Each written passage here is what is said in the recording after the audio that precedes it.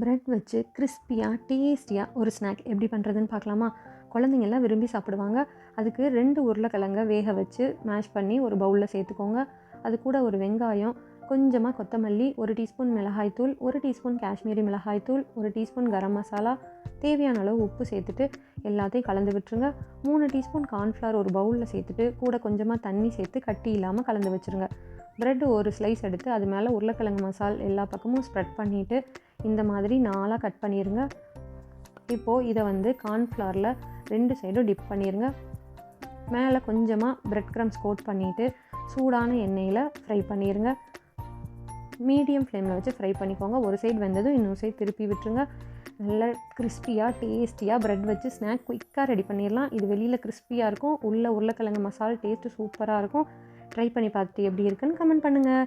Happy cooking, happy plate.